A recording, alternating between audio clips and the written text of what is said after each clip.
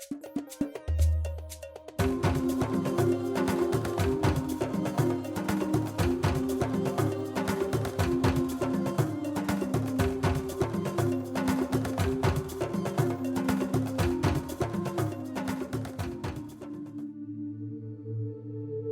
voudrais vous inviter à vous abonner à cette page et à recruter d'autres gens qui vont s'abonner. Pour quelle raison? Parce que c'est une chaîne qui est consacrée à la dézombification du peuple noir.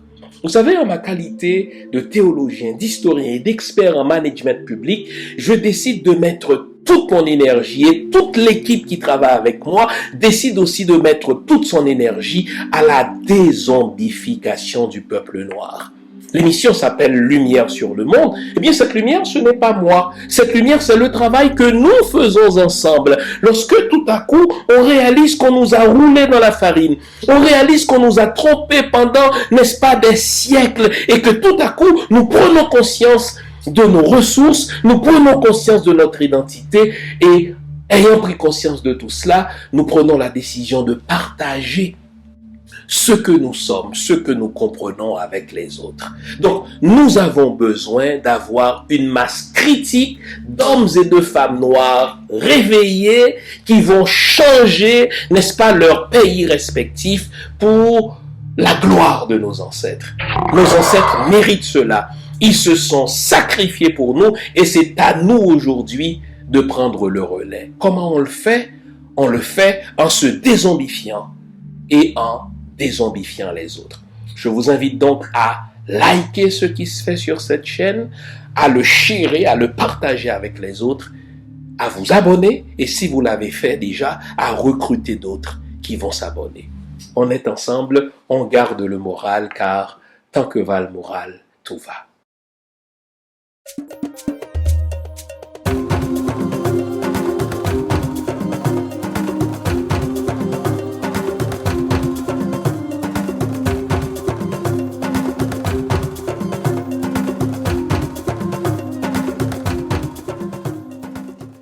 Bonjour mesdames, bonjour messieurs, bonjour le monde, bienvenue à cette autre édition de l'émission Lumière sur le monde. Lorsque nous nous sommes quittés, voilà 2 semaines, puisque la semaine dernière c'était la commémoration de la victoire de nos ancêtres sur la plus grande armée, l'armée la plus sanguinaire, sur l'expédition la plus coûteuse et la plus nombreuse de Napoléon Bonaparte. Lorsque nous nous sommes quittés donc il y a 2 semaines, il était question pour nous d'analyser l'impact de l'élection de Donald Trump sur la politique étrangère des États-Unis par rapport à Haïti. Nous nous sommes laissés aussi sur la démission alors probable, ou plutôt le congédiement alors probable de Gary Coney. Et voilà que 2 semaines plus tard, eh bien, Gary Coney est parti. Vous notez dans la plus grande indifférence. Il y a là une leçon à tirer sur le peuple haïtien.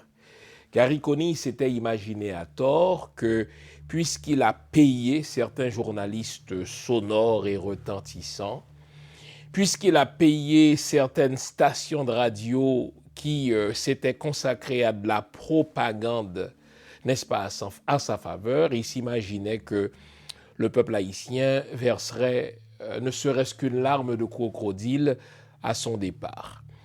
Il s'imaginait aussi, à tort, que les ambassades, qui sont des faiseuses de rois en Haïti, empêcheraient le CPT, n'est-ce pas, de le congédier. Or, Gary Coney est parti dans la plus grande indifférence. Le peuple n'en a pipé mot, en sorte que le peuple regarde les dirigeants, mais n'éprouve aucune sympathie particulière pour eux. Au fait, Gary Coney est arrivé dans l'indifférence et il est reparti dans l'indifférence, tout comme le CPT a été installé dans l'indifférence. Et s'il faut qu'il parte, ce qui est aussi possible, on va en parler tout à l'heure, s'il faut que le CPT parte, vous verrez, le CPT partira dans la plus grande indifférence aussi. Au fait, nous devons mesurer l'efficacité du CPT comme nous avons mesuré l'efficacité de Conille à l'aune de la question de la sécurité. Et maintenant qu'un nouveau gouvernement a été installé, voilà maintenant quelques jours, nous allons leur laisser, n'est-ce pas, à l'équipe, à Didier Fils-Aimé et à tout son cabinet ministériel, nous allons leur accorder un sursis de 30 jours. Je tiens à tirer une chose au clair, quelques amis m'ont posé la question, est-ce que Didier Fils-Aimé et moi sommes parents? Nullement. Je veux tirer cela au clair, je ne le connais ni d'Ève ni d'Adam. En sorte que je n'ai aucun intérêt particulier dans l'analyse que je livrerai. De même que j'avais accordé 90 jours de sursis à Conille, eh bien, nous allons accorder cette fois-ci 30 jours de sursis à Didier Fils-Aimé. Pourquoi 30 jours et non pas 90 jours? Mais c'est parce que le CPT est installé déjà depuis plus de 6 mois, n'est-ce pas? L'échec de Conille est aussi l'échec du CPT. Et ce n'est pas vrai que nous allons patienter un autre 6 mois avant de commencer à juger, n'est-ce pas, le gouvernement de Didier Fils-Aimé. Nous allons lui accorder 30 jours. Et l'aune à la mesure de laquelle nous allons juger les décisions de Didier Fils-Aimé sera la même que celle que nous avons utilisée pour Conille, la question de la sécurité. Nous l'avons vu depuis 2 semaines maintenant, Barbecue et ses assassins, Barbecue et ses sanguinaires, n'est-ce pas, sont désormais décomplexés, ils tuent, ils pillent au vu et au su de tout le monde. Et vous connaissez, n'est-ce pas, mes réflexes en tant qu'analyste, nous devons apprendre à faire des liens entre de petits événements qui en apparence n'ont aucun lien. C'est là qu'on ne doit pas se laisser berner par ceux qui font du mal, n'est-ce pas, à Haïti. Je vais vous rappeler quelque chose. Il y a environ 1 mois, l'ambassadeur américain a accordé une entrevue à Télémétropole dans laquelle il avoue maintenir un certain contact avec les bandits. Et lorsqu'on lui a posé la question, mais pourquoi maintenez-vous des contacts avec des bandits qui sont pourtant recherchés par à la fois la justice du pays dans lequel vous êtes accrédité, mais également par la justice du pays que vous représentez, puisque Barbecue est recherché aussi par la justice américaine.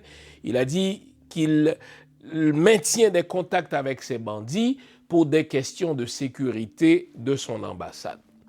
Et ce qu'il y a, c'est que cette déclaration, qui est au fait une déclaration incendiaire, cette déclaration par laquelle, n'est-ce pas, l'ambassadeur américain révèle qui est le vrai patron des bandits en Haïti, cette déclaration est passée inaperçue. En tout cas, cette déclaration n'a pas su mobiliser l'action diplomatique du CPT. Au fait, après une telle déclaration, l'ambassadeur américain aurait dû être convoqué, n'est-ce pas, à la chancellerie haïtienne pour explication et déclaré persona non grata dans les jours qui suivraient, n'est-ce pas, sa convocation à la chancellerie. Or, le CPT n'a pas convoqué l'ambassadeur américain. Et pourtant, ce même CPT a réagi différemment vis-à-vis de l'ambassadeur français. Vous l'avez entendu, c'est Macron qui est allé jusqu'à traiter de cons, d'imbéciles, les membres du CPT, et qui a applaudi, qui a vanté les mérites de Gary Conille. Il a dit que Gary Conille était bien, mais le CPT l'a viré, et que le CPT est constitué d'une bande de cons. Bon, évidemment, ce n'est pas moi qui vais défendre les membres du CPT, je ne vais pas défendre l'indéfendable. Allez voir agir, n'est-ce pas? On n'a pas l'impression qu'on a affaire à des gens compétents. Allez voir agir, on n'a pas l'impression qu'on a affaire à des gens qui ont le sens de l'État ou qui étaient prêts à diriger, qui étaient prêts à gouverner Haïti. Mais puisqu'il s'agit d'Haïti, il faut quand même vous expliquer la raison, n'est-ce pas, quelle mouche a piqué Conille, Macron, pour faire une telle déclaration dans un contexte aussi frivole. Et il a poussé l'audace jusqu'à dire que la destruction d'Haïti ne s'explique que par les Haïtiens eux-mêmes. Vraiment. Alors, nous allons tout mettre cela en perspective. C'est une émission intéressante, ma foi. Je vous invite donc, vous connaissez le rituel, à vous offrir une bonne tasse de thé, à vous offrir une bonne tasse de café, une bonne tasse de chocolat chaud, tout ce qui est de nature à vous garder éveillé, car ce matin encore, nous allons nous dire les vraies affaires. Le titre de l'émission, vous l'avez vu, si vous nous suivez sur YouTube, n'est-ce pas? L'ambassadeur américain est le seul patron des bandits en Haïti. Je vous en ferai la démonstration. Il ne faut pas croire qu'il n'y a pas de lien entre cette déclaration incendiaire, n'est-ce pas, de l'ambassadeur américain, déclaration par laquelle il a dit « Oui, nous sommes en contact avec des bandits », lesquels bandits sont recherchés par la justice américaine, n'est-ce pas, et la justice haïtienne, pays dans lequel il est accrédité. Et je vais vous dire un peu plus sur ce que l'ambassade américaine détient comme renseignement, sur ce que l'ambassade américaine détient comme information sur les bandits. Pourquoi l'ambassadeur américain ne partage-t-il pas ses renseignements avec la police haïtienne? Pourquoi l'ambassade américaine, n'est-ce pas, n'aide pas la police haïtienne, n'aide pas l'armée haïtienne dans la chasse des bandits? Si l'ambassadeur américain ne le fait pas, c'est qu'il a ses raisons que la raison haïtienne ne doit ignorer. L'ambassadeur américain est le seul patron des bandits en Haïti. En sorte que si Barbecue tue, si Iso tue, si Vitellum viole et pille, c'est parce que l'ambassadeur américain leur a donné la garantie de l'impunité. Il faut maintenir la pression sur l'ambassadeur américain, il faut faire pression sur le CPT pour que le CPT convoque l'ambassadeur américain sur cette déclaration et le déclare persona non grata. Il faut commencer à organiser des manifestations, des sittings devant l'ambassade américaine, car si on tue, si on pille, si on déplace la population haïtienne, c'est sur instruction tacite ou explicite de l'ambassade américaine, de l'ambassadeur américain. Voilà donc l'angle de traitement de l'actualité haïtienne d'aujourd'hui. Je vous invite donc à rester des nôtres jusqu'à la fin de la dite émission. Restez là, je vous reviens après la pause que voici, c'est promis. À tout à l'heure. Vous nous l'avez demandé, nous avons le plaisir de vous apprendre que désormais, nos émissions, toutes nos émissions, sont disponibles avec des sous-titrages en 3 langues, en français, en anglais et en créole. Nous sommes conscients que l'émission Lumière sur le monde est devenue une véritable plateforme familiale autour de laquelle des parents et des enfants se réunissent pour s'informer de ce qui se fait en Haïti, en Afrique ou ailleurs dans le monde. Pour vous faciliter la vie, nos émissions sont désormais disponibles avec des sous-titrages en 3 langues, français, créole et anglais. Nous progressons avec vous, nous marchons avec vous de manière à relever nos communautés et nos peuples. Nouveau, toutes nos émissions sont disponibles avec des sous-titrages en français, en anglais et en créole. Avant la pause, on s'était promis de reprendre l'émission là où on l'avait laissée, voilà 2 semaines. Voilà 2 semaines, on avait parlé du congédiement probable de Gary Coney. 2 semaines plus tard, il a été congédié. Mais nous devons nous poser la question sur les raisons profondes du congédiement de Coney.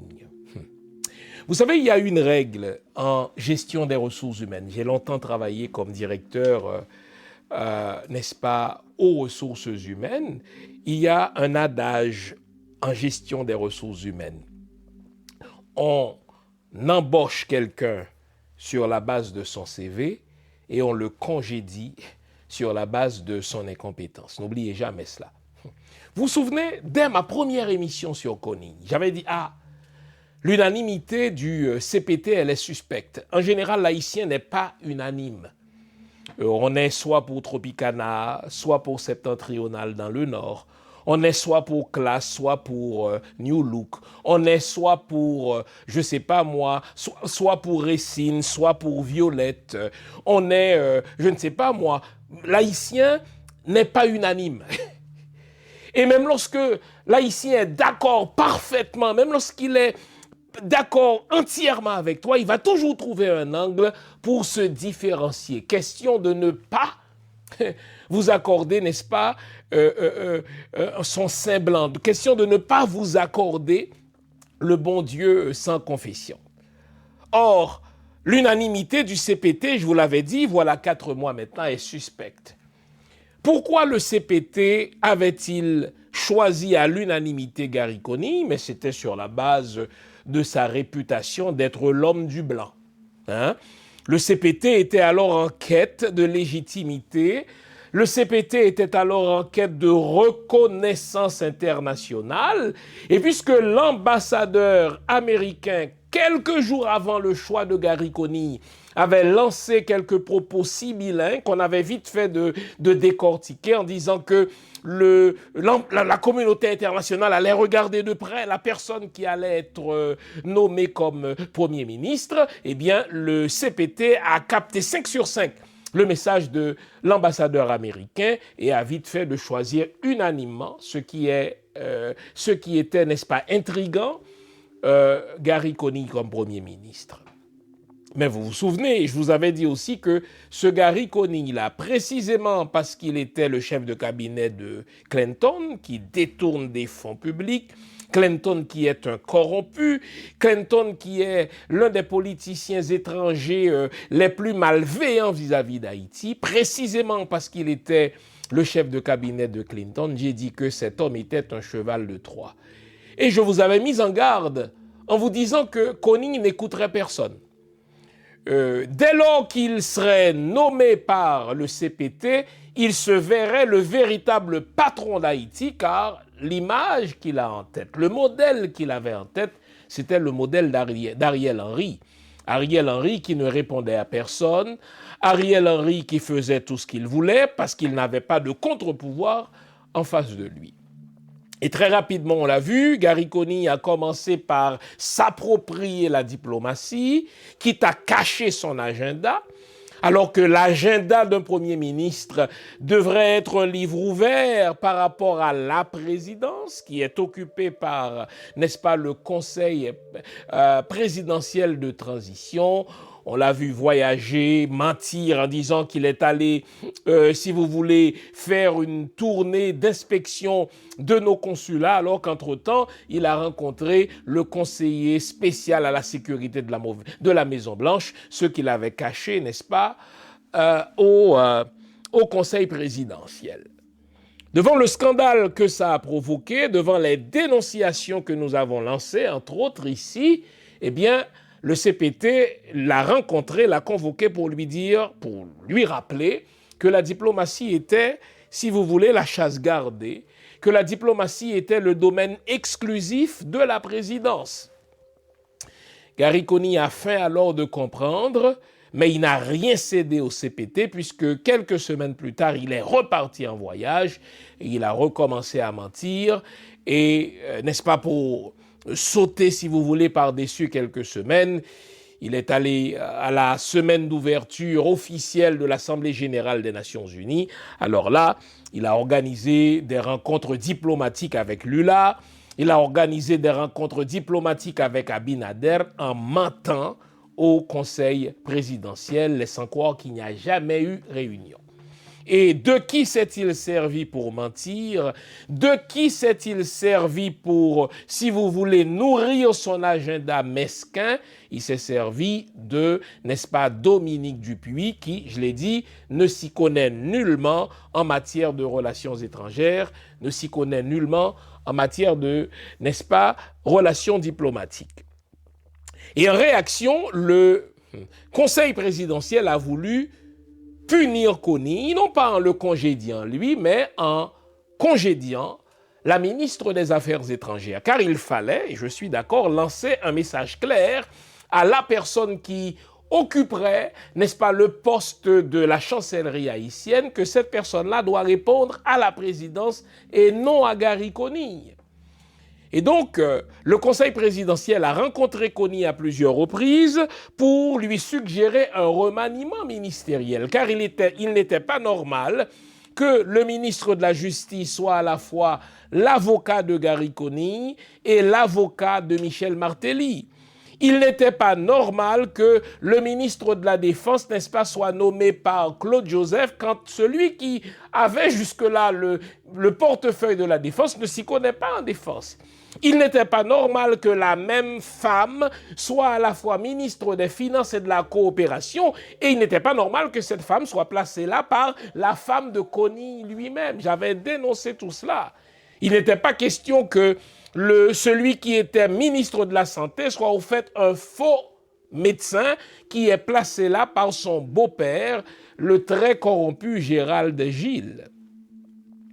Et après plusieurs tentatives de rencontres qui ont échoué, Gary Conille a accepté de rencontrer le CPT, mais quelle arrogance, il a dit au CPT qu'il n'accepterait pas, écoutez bien, de se débarrasser de Dominique Dupuy. Car pour lui, quelle ignorance, il a littéralement dit que dans toute l'histoire d'Haïti, Dominique Dupuy était la meilleure chancelière, imaginez. On a déjà eu Anténor Firmin à ce poste. On a déjà eu, en tout cas à l'ambassade, des gens comme Jean Price-Mars. On a déjà eu, n'est-ce pas, René Chalmers, pour ne citer que ces gens-là. On a déjà eu Bellegarde, n'est-ce pas, et Conille, dans son ignorance, mais c'est vraiment un ignare de l'histoire de son propre pays, est allé jusqu'à dire que Dominique Dupuy était la meilleure chancelière qu'Haïti n'ait jamais connue. Et puisqu'il tenait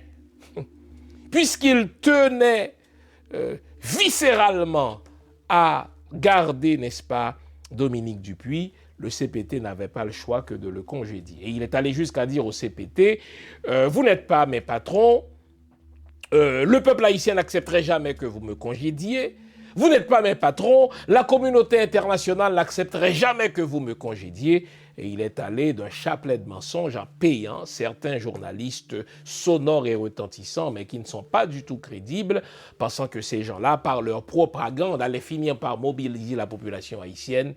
Mais Gary Conille est parti dans la plus grande indifférence, tout comme il est entré.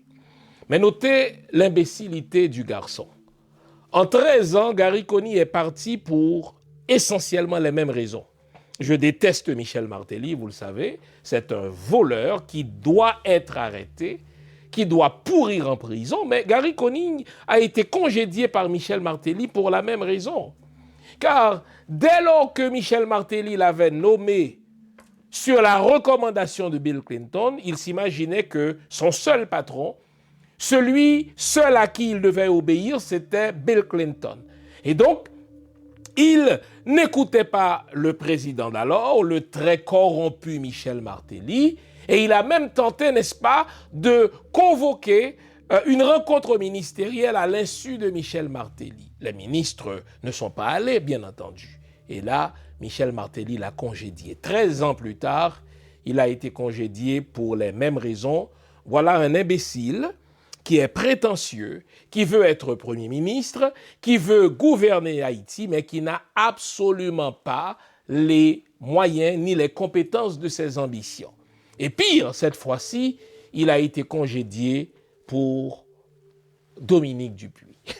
La vérité, c'est que Dominique Dupuy lui a été recommandé par Laurent Lamotte, de qui elle est très proche, par le truchement de Claude Joseph, de qui elle était jusqu'à tout récemment très proche, et Gary Conille est tombé en amour, et plutôt que de perdre, n'est-ce pas, sa Dominique Dupuy, il a préféré perdre, n'est-ce pas, son poste de Premier ministre. Le Capois que je suis n'a pas su s'empêcher de penser à cette musique de septentrionale, qui est une formule très capoise. Quand on a un homme qui perd la tête pour une femme qu'il connaît à peine, quand on est en face d'un homme qui perd la tête pour une femme par laquelle il est envoûté, on l'appelle Gasson Djedje. En plus d'être imbécile, en plus d'être incompétent, c'est un Djedje, n'est-ce pas, qui ne s'y connaît pas du tout en matière de femmes et qui a tout perdu parce qu'il tenait à sa petite Dominique Dupuy chérie. Quel imbécile. Et donc là, il va retourner aux Nations Unies recommencer à faire de la sinécure comme il en a fait pendant les 13 dernières années. Voilà un homme qui n'est utile à rien en ce qui a trait à Haïti. Il est rempli de lui-même, il est orgueilleux, il est arrogant. En plus, il est ignare, ne connaissant rien de l'histoire d'Haïti, au point qu'il pense que Dominique Dupuy, la gesticulatrice précoce, Dominique Dupuy, celle qui fait des discours tapageurs, Dominique Dupuy, celle qui ne fait pas de la diplomatie, mais qui fait du tapage en diplomatie, il est à ce point imbécile, n'est-ce pas, Gary Conille, qu'il pensait que Dominique Dupuy était la plus compétente des chanceliers haïtiens. Maintenant qu'il est parti, je suis sûr que ces deux-là vont pouvoir faire de la diplomatie à deux. Je leur souhaite bonne chance. En tout cas, Haïti ne s'en porte pas pis après avoir perdu ces deux crétins en la personne de Dominique Dupuy et de Gary Conille. Je sais qu'il y a eu, si vous voulez, un petit peu de sensibilité par rapport à Dominique Dupuy pour avoir livré deux beaux discours, n'est-ce pas, à l'UNESCO, deux beaux discours qui lui ont valu, n'est-ce pas, de faire reconnaître la soupe haïtienne comme faisant partie du patrimoine culinaire, n'est-ce pas, mondial, deux beaux discours qui lui ont valu de faire reconnaître en tout cas, je ne sais pas, le site de Bois-Caïman comme un site du patrimoine, n'est-ce pas, universel. Ce que je vous dirais, c'est que madame n'a fait que lire ces discours. Ces discours n'ont nullement été rédigés par elle, en sorte que le seul mérite que je reconnaisse à Dominique Dupuy, c'est qu'elle mente joliment. J'ai toujours dit qu'elle n'a rien d'une diplomate, elle faisait du tapage. Et lorsque vous avez un crétin comme Conille qui croit dans les tapages de Dominique, ça donne un tandem d'imbéciles. Le pays a bien fait de se débarrasser d'eux. Ne comptez pas sur moi pour verser ne serait-ce qu'une larme, n'est-ce pas, de sentimental en leur faveur. Comme on dit ici, bon débarras à ces deux-là. Vous demandez où trouver mes livres. Simple, sur mon site, prioritairement. www.jeanfils-aimé.com. Vous avez accès à tout ce que j'ai écrit. Où que vous vous trouviez dans le monde, nous livrons partout où c'est possible. Vous pouvez aussi avoir accès à mes livres par Amazon.ca. C'est un excellent cadeau à se faire ou à faire aux autres. Servez-vous-en. Alors, ils sont partis et depuis 2 semaines maintenant, le CPT a procédé à l'installation d'un nouveau Premier ministre en la personne de Didier Fils-Aimé et d'une équipe gouvernementale. Vous notez qu'on a rappelé de cette équipe-là 2 anciens ministres, Antoine Augustin, ministre de l'Éducation, qui jusque-là semble se débrouiller pas mal. Je ne vais pas lui décerner encore un satisfecit puisque il a déclaré officiellement l'ouverture de l'école, mais la plupart des écoles dans les quartiers populaires ne sont pas ouvertes. Donc on semble avoir affaire, n'est-ce pas, à 2 poids 2 mesures. On semble avoir affaire, n'est-ce pas, à 2 Haïti en une. On verra ce que ce nouveau gouvernement fera pour que tous les Haïtiens, sur toute l'étendue du territoire, aillent à l'école. Et on a aussi rappelé, n'est-ce pas, Madame Kathleen, qui était jusque-là ministre des Finances et ministre de la Coopération, ce que j'ai toujours dénoncé, puisqu'on était en une zone de conflit d'intérêts potentiel. Le CPT a jugé bon de lui confier désormais le seul portefeuille de la coopération. Je vais lui laisser une chance. J'aime toujours laisser la chance, n'est-ce pas, aux coureurs, puisque madame a travaillé, n'est-ce pas, au Fonds monétaire international. Madame a travaillé, n'est-ce pas, au sein de la Banque mondiale. On lui accorde la présomption d'une connaissance, n'est-ce pas, des rouages de la machine financière internationale. Encore une fois, on va leur accorder 30 jours de sursis avant qu'on lance la machine de contestation infernale contre eux, car ce n'est pas vrai que nous allons être complaisants avec cette deuxième équipe de transition. Le CPT ne fait qu'échouer. Je l'ai dit, l'échec de Conille, c'est l'échec du CPT. En sorte que si Conille a échoué, Conille n'a obtenu qu'un 0, comme dans un 0, eh bien le 0 qu'on inflige à Conille, c'est un 0 qu'on doit infliger aussi, et de droit au CPT.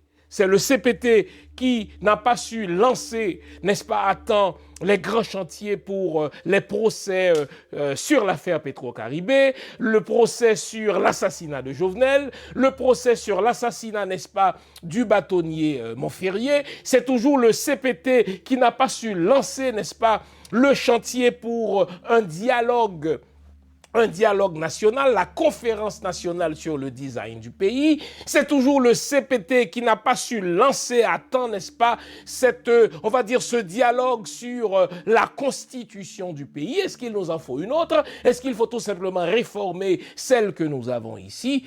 Et c'est aussi le CPT qui a échoué en matière de sécurité.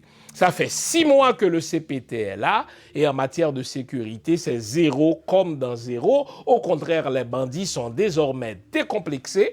Après avoir déplacé des pans de la population de Port-au-Prince dans les quartiers populaires, maintenant les bandits reviennent avec des camions. Ils reviennent avec des 36 roues, comme on dit, et ils ramassent tout ce que les déplacés ont laissé dans leur maison, au su et au vu de tout le monde. Et tout ce qu'on a vu d'abord avec Kony, c'était des réunions à n'en plus finir.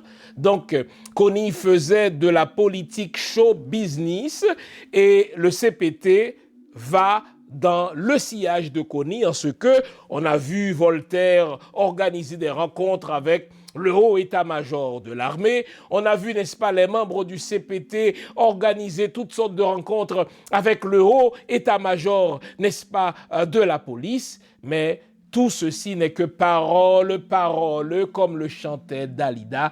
Il nous faut passer de la parole aux actes. Il faut supprimer, rien de moins, n'est-ce pas, barbecue. Il faut supprimer, rien de moins, ISO. Il faut supprimer, rien de moins, n'est-ce pas, Vitellum et tous ces salauds-là.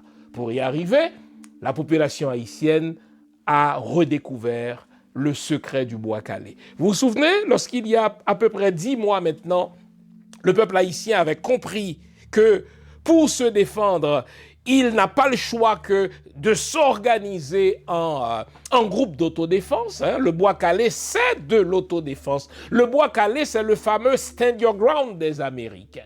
Très rapidement, ce bois calé-là a commencé à être efficace. Et on a entendu l'ambassadeur américain, on a entendu l'ambassadeur du Canada, on a entendu la ministre de la Justice d'alors, la Dangrien, Emily Prophète dire, écoutez, non, tout ceci c'est arbitraire. Non, on a déjà goûté à cette médecine-là, n'est-ce pas, la médecine de la condamnation, de la justice arbitraire. Quand barbecue débarque chez des gens, quand barbecue viole des gens, quand Vitellum tue des gens, ça, ce n'est pas de l'injustice, là. Et puisque la police, n'est-ce pas, n'est pas efficace dans ses actions, puisque l'armée n'est pas efficace dans ses actions, on n'a pas le choix, on doit se défendre soi-même. Le bois calé, c'est de, n'est-ce pas, c'est de la défense, c'est de l'autodéfense. Le bois calé, n'est-ce pas, c'est, si vous voulez, la légitime défense de soi-même.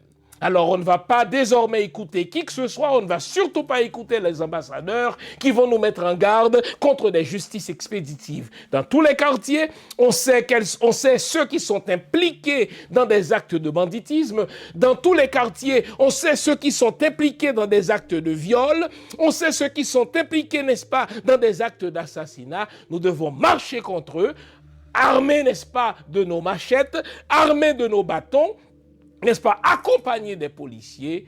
Les bandits ne seront pas assez nombreux pour nous faire reculer. Puisque la police haïtienne n'est pas suffisante, puisque jusque-là, l'État haïtien, n'est-ce pas, ne fout rien, c'est à nous de nous défendre, n'est-ce pas? C'est à nous de nous organiser un groupe d'autodéfense.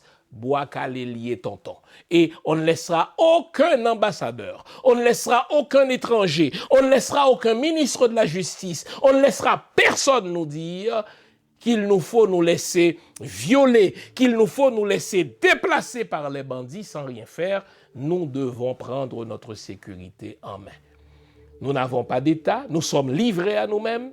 La police, n'est-ce pas, est insuffisante. Nous savons que la police est gangrénée elle-même par des bandits. La police est infiltrée par les bandits de barbecue.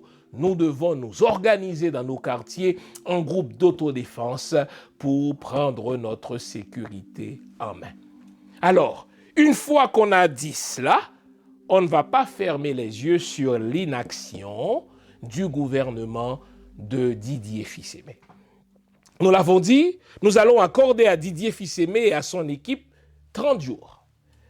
Pendant les 30 jours, ce que nous souhaitons voir de la part de Didier Fils-Aimé, c'est la suppression, rien de moins, de barbecue.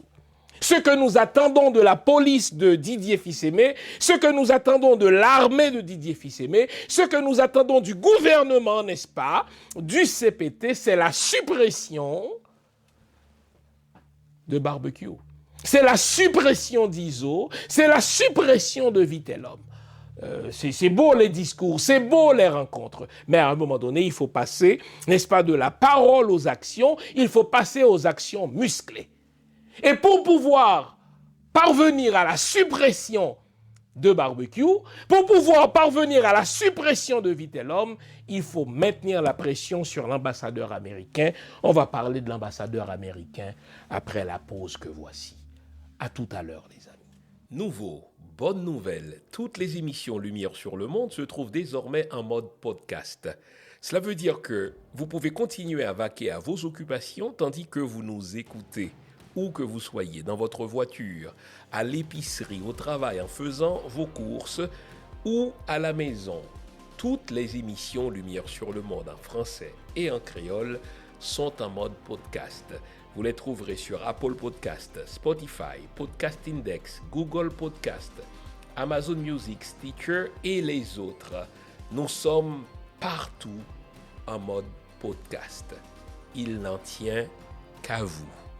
Nouveau, bonne nouvelle, Lumière sur le Monde est en podcast.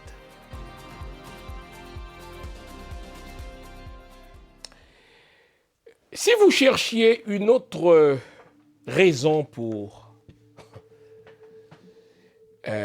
comprendre l'amateurisme des membres du CPT, vous devez fouiller sur les raisons qui les ont portés à choisir Alix Didier Fils-Aimé. J'ai parlé à quelques-uns d'entre eux, donc les membres du CPT, qui ont jeté leur dévolu sur Alix Didier Fils-Aimé, et je leur ai demandé, mais lorsque je regarde le CV de l'homme, il n'y a là rien d'impressionnant. Alix Didier Fils-Aimé n'a jamais géré la chose publique, il n'a jamais occupé un poste officiel au sein de la machine de l'État. Dites-moi, diable, qu'est-ce qui vous a porté à choisir Alix Fils-Aimé? Est-ce que vous êtes prêts à entendre la réponse? Savez-vous pourquoi ils ont choisi Alix Didier Fils-Aimé? Ils l'ont choisi parce que c'est le fils de l'autre. Ils ont dit, écoutez, son père était quelqu'un de sérieux, quelqu'un qui a travaillé pour René Préval. Son père a réglé à bien des égards la question de la sécurité sous René Préval. Et puisque Alix Didier Fils-Aimé veut le poste, on pense qu'il ferait un bon Premier ministre. Gang d'amateurs. Si vous prenez le temps de lire le CV de Didier Fils-Aimé, il n'y a rien dans le CV de l'homme qui le qualifie pour le poste de Premier ministre. C'est un brasseur d'affaires. C'est un homme qui fait partie de la classe des affaires, dit-on. Mais rien d'impressionnant, rien pour fouetter un chat, en sorte que si moi, comme directeur aux ressources humaines, j'analyse le portfolio de cet homme, j'analyse son CV, il n'y a rien dans son CV qui justifie qu'on le nomme au poste de Premier ministre. Au fait, vous vous souvenez, dans mon livre « Haïti, miroir d'une société en décomposition avancée », j'ai parlé d'une triple confiscation, d'un triple hold-up. La confiscation du pouvoir, la confiscation du savoir, la confiscation de l'avoir. Au fait, si vous voulez une parfaite illustration de ce qu'on appelle la confiscation du pouvoir, vous venez d'être servi par la manière dont le CPT a choisi Alix Fils-Aimé et surtout pour les raisons pour lesquelles le CPT a choisi Alix Didier Fils-Aimé. L'homme n'a rien dans son CV qui justifie qu'on le nomme Premier ministre.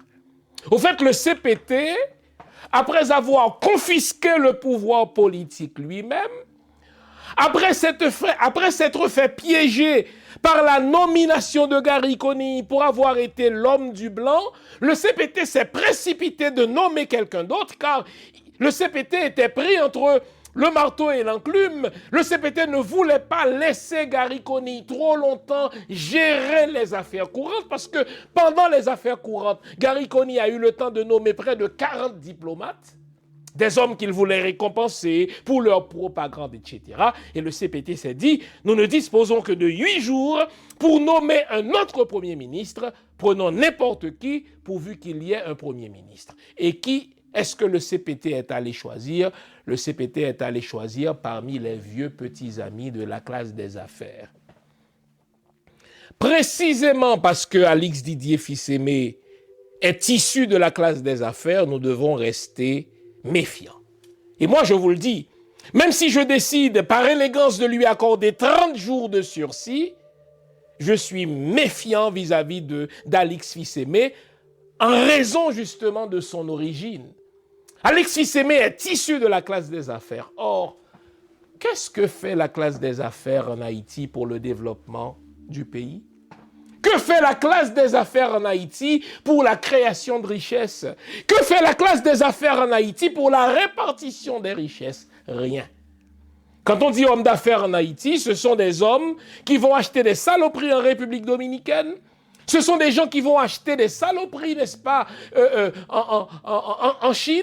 Ce sont des gens qui vont acheter des saloperies en Turquie et qui ne font aucune valeur ajoutée à ce qu'ils achètent et qui balancent ces saloperies-là sur le marché haïtien en détruisant l'artisanat haïtien. Dites-moi, quel est le haut fait d'âme d'Alix Fils-Aimé qui explique que le CPT le choisisse comme Premier ministre? Que font les hommes d'affaires en Haïti pour mériter qu'on nomme un d'entre eux comme Premier ministre? Même si, je leur ai dit, je décide d'accorder à l'équipe gouvernementale 30 jours de sursis, il n'y a rien à espérer de cet homme, il n'y a rien à espérer de l'équipe gouvernementale. Déjà, si vous écoutez le discours d'investiture de Alix Fils-Aimé, vous avez déjà une idée de l'homme. Je sais qu'il revenait des États-Unis le jour même de son installation, mais la veille déjà, 2 jours avant son installation, il était informé qu'il était l'élu du CPT. Il n'a même pas foutu de préparer un discours. En sorte que il s'est contenté de prononcer 2 ou 3 mots sans partager sa vision, sans nous dire, n'est-ce pas, ce qu'il sait faire pour mériter d'être chef de gouvernement. En vérité, si Gary Coney a échoué lamentablement comme il a échoué, je n'ai pas grand espoir sur une réussite quelconque d'Alix Fils-Aimé, puisque Alix Didier Fils-Aimé semble n'avoir aucune préparation pour être Premier ministre. Si même son discours n'a pas été préparé, si vous voulez, sa posture n'a pas été pensée, qu'est-ce qu'on peut espérer d'un homme qui a été, si vous voulez, parachuté comme Premier ministre? Qu'est-ce qu'il va faire dans un pays aussi complexe, dans un contexte aussi complexe où la question numéro 1, où la priorité numéro 1, n'est-ce pas, des Haïtiens, c'est la question de la sécurité.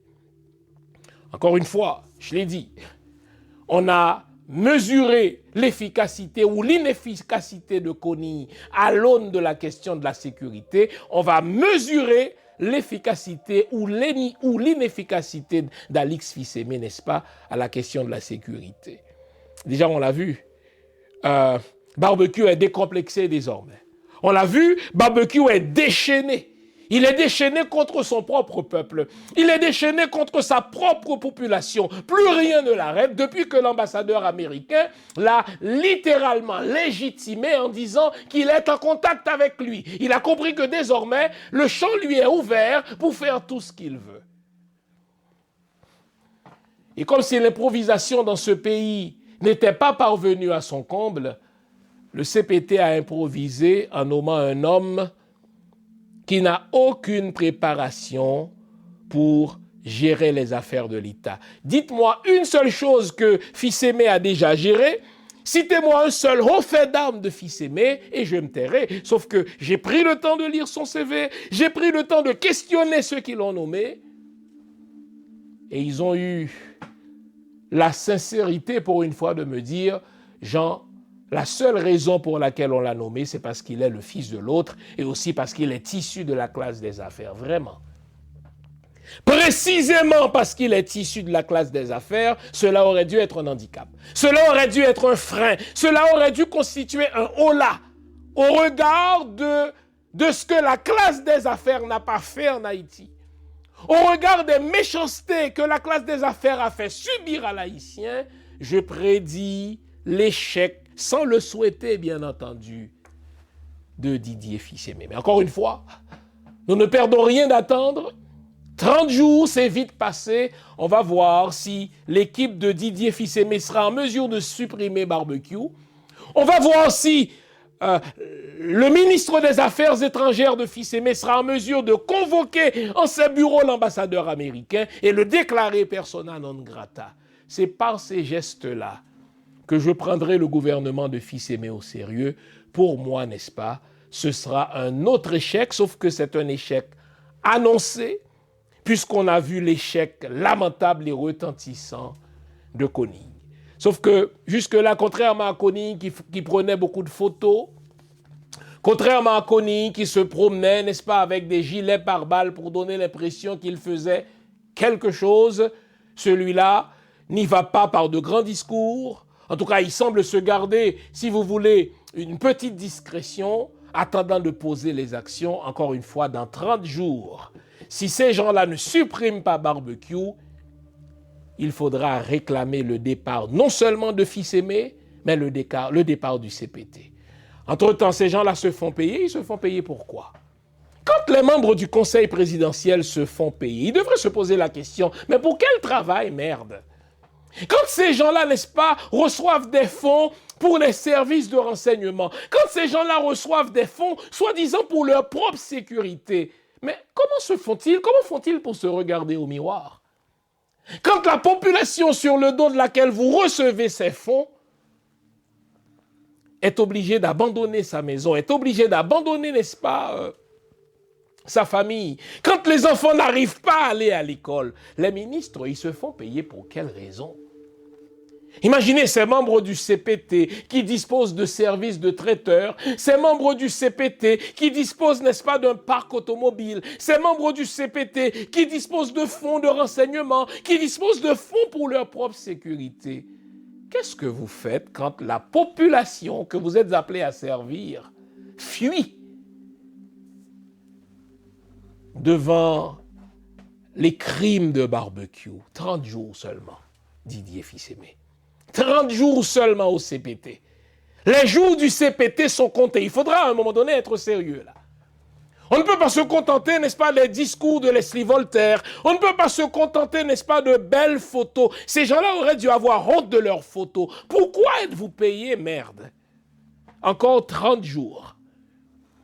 Si vous ne supprimez pas barbecue, si vous ne supprimez pas, n'est-ce pas, Vitellum, si vous ne supprimez pas ces salauds-là, dans 30 jours, on va lancer une dénonciation générale pour obtenir le départ du CPT. On ne va pas faire une transition dans une transition pour le plaisir d'en faire une. On ne va pas faire une transition dans une transition pour enrichir 9 hommes et une femme qui ne foutent rien. On ne va pas faire une transition dans une transition pour permettre à un homme d'affaires de venir se réargenter. 30 jours, si vous ne supprimez pas barbecue, si vous ne supprimez pas Vitellum, si vous ne supprimez pas, n'est-ce pas, Izzo, 30 jours, il faut nous racheter Mayoc, nous. Et je vous dis comment faire pour y arriver. Convoquez l'ambassadeur américain.